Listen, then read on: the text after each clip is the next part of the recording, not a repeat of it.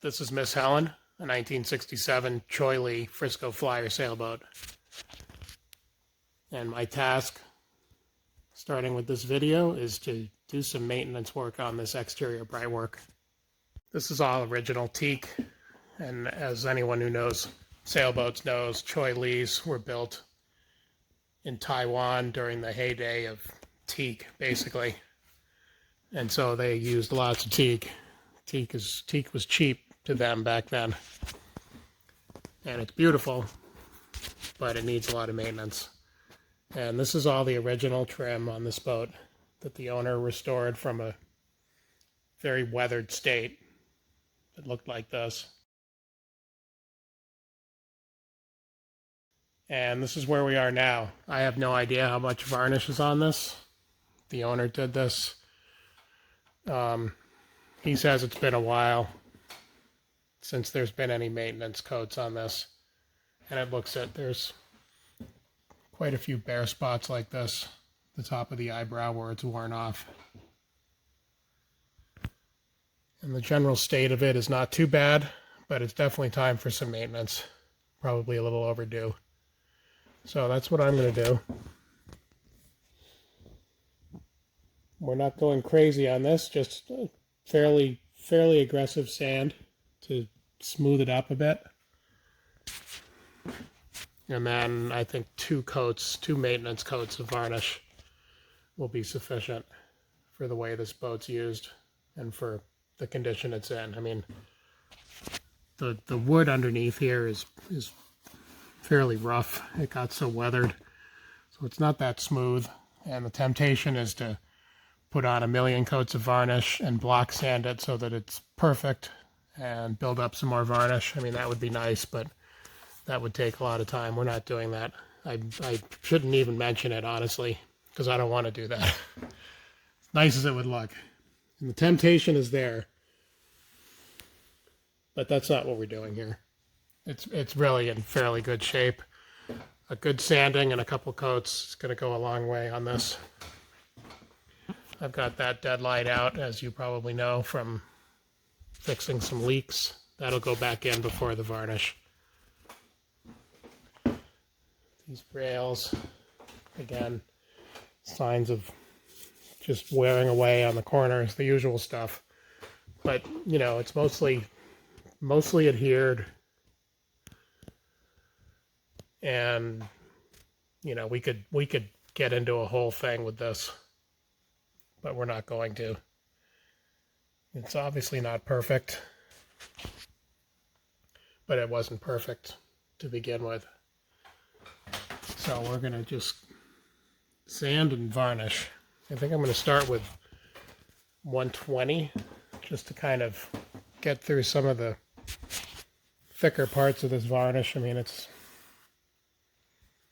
you know, there's definitely a texture to the varnish. It's not all in the wood. There's definitely a texture to places. I'd like to make that a little bit nicer. And then a couple coats of varnish after that, sanding in between. I think 2 is going to be enough. I'm not going to take a ton of this existing coating off. Just enough to smooth it up. You know, some reasonable amount. Again, not going crazy. I'm going to raise you over the coaming and into the cockpit. The boom is temporarily out of the cabin to give me some room, but I'll put that back in. That's in fine shape. I'm not going to touch that. I don't know if you can see, but there's just a texture to the wood underneath this varnish because it was so weathered. And the softer wood gets scoured out with weathering. It leaves the harder grain behind. And it's just about impossible to ever sand that smooth. But there's, especially on these large areas of the cabin trunk, there is definitely a wavy texture that anyone has seen on an old picnic table or anything of wood that's been out in the weather for a while. Most of the smaller bits are in better shape. These handrails are probably new because those look great. So that's where we're starting. Here we are now on the port side, just to give you a once over of where we're starting. Basically the same as the other side.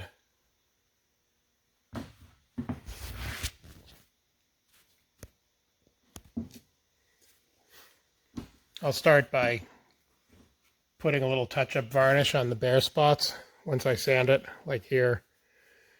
Do a, few dabs on there, stuff like that, so that when I start doing the full maintenance coats, there's already a couple layers on that, couple coats on that bare area, those bare areas.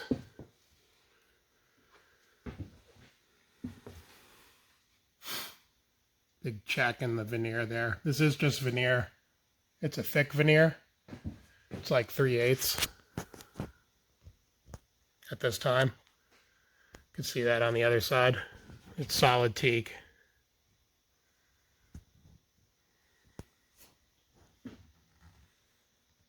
But nonetheless, it is veneer. It's not structural. There's fiberglass underneath this, fiberglass structure for the cabin trunk. Handrails up there. Again, those are looking good. Just some maintenance coats. 1 or 2, whatever it needs. Companionway trim. These areas are pretty beat up here where mooring lines and such go over. So that'll take a little bit more work to prepare. And get you inside the tow rail without making you sick. So I move my unstabilized camera.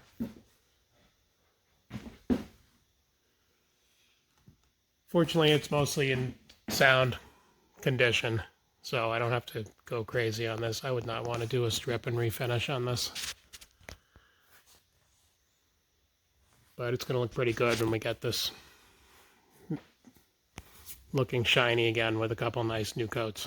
Here we have the companionway boards. They're assembled upside down, top to bottom. In this particular orientation, it's just how it worked out. But this is the exterior side. You just do, I think, 1 maintenance coat on those. The heftiest tiller on any 25-foot boat anywhere, probably. It's quite a thing. It starts out as a hexagon, well, square, then a hexagon, and then it tapers forward till the grip here is nice and round, beefy. Must be quite a thing to hang on to that and go sailing. So after all the Brightwork was sanded the way I wanted it, the next step was to do the masking. And there's a lot of Brightwork on this boat and a lot of masking, but I actually kind of like it. I think a lot of people find masking to be horribly tedious, time-consuming, frustrating.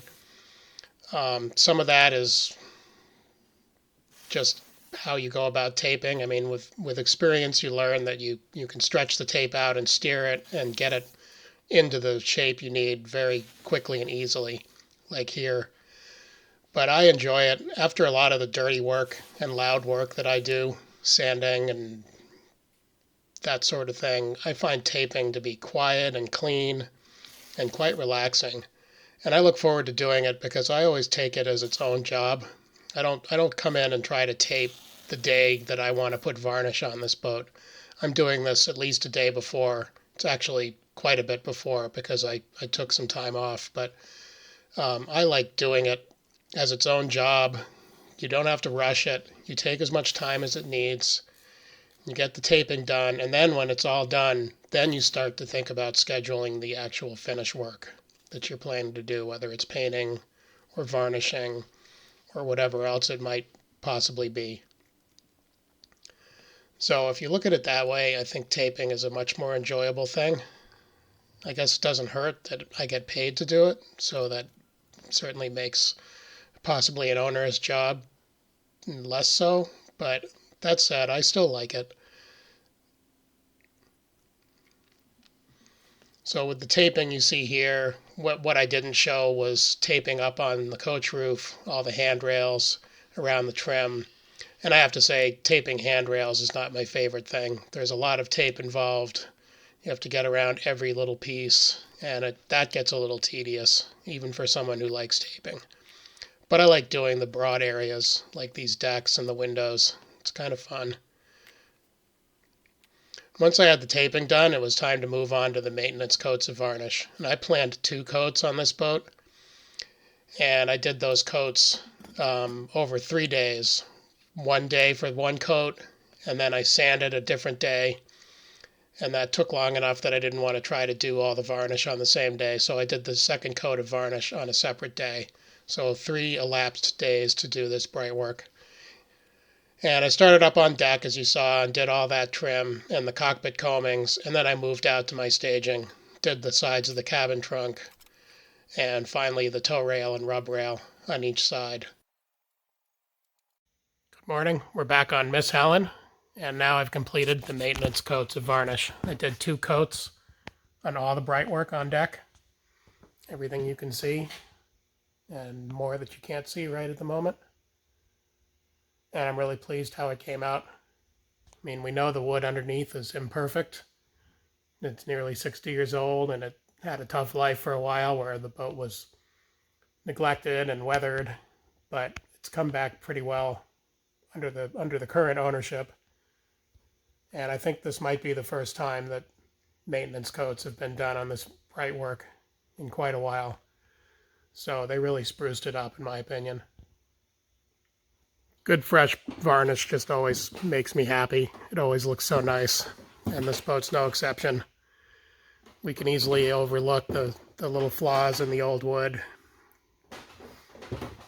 Happens to the best of us over time, but this looks really nice at the moment and makes the boat look great, ready for a season. Plenty of shine in that varnish. For now, I've left this new deadlight and trim with the tape on. I'm going to sand the face and put a couple more coats on to protect the bungs. The trim itself has enough varnish on it, but the bungs need more because those were new just a few days ago. And I've done what I could to build up little bits of varnish on the bungs themselves with each coat. Some dabs on there first before I do the full coat a little bit later. But even so, I just want to get enough on that new wood just to make sure that there's adequate coverage, at least 6 coats worth of coverage, which is at least what's on the trim. It'll be more by the time I'm done. But everything came out well.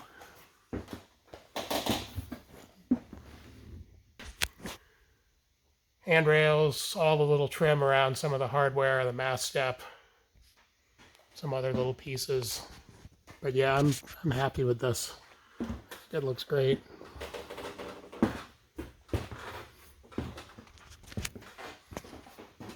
Fortunately, the coating underneath that I started with was in good shape overall. You know, just some wear and tear from age, but no real issues, no flaking, no peeling. And that means that these extra coats, the more that go on, the better it looks. I sanded it fairly aggressively at the beginning with 120 grit, and that was just to kind of help flatten it just a little. I didn't remotely flatten it totally. And then 2 coats on top of that has brought us to where we are now.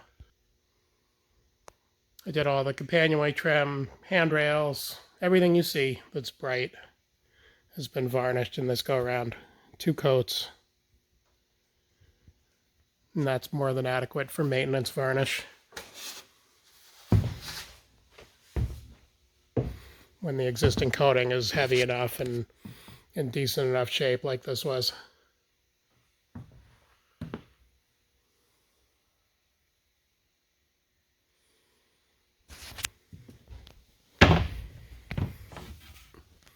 Cockpit combings.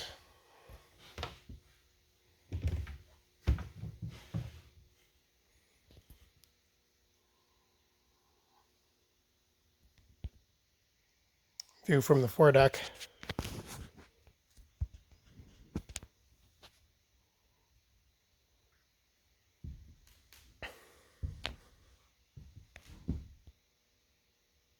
A view down into the cockpit and the poop deck and taffrail. The top part of this rudder is also bright, and you know, it's got some issues, but with a some fresh maintenance varnish on it. Makes all the difference. Just spruced it up.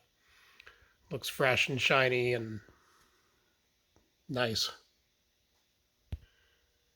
I don't know, I guess I sound a little enthused, but this just looks nice. Fresh varnish just makes me feel good. Say what you will about the amount of work and the maintenance and so on and so forth, but who doesn't like something that looks like that? Here we are now on the port side. Taff rail, tow rail, rub rail. Just looks nice.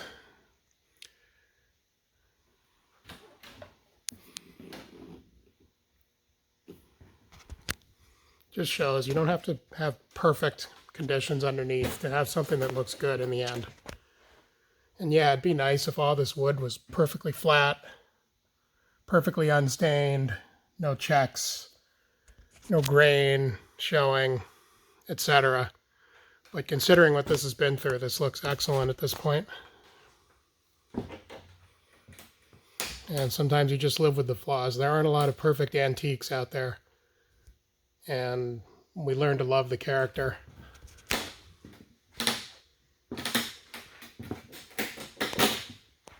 So I'm happy with this. Oh, it looks nice. This just about brings my work on the boat to a close.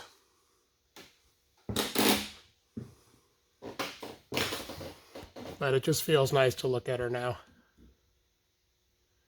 A little sunlight on there.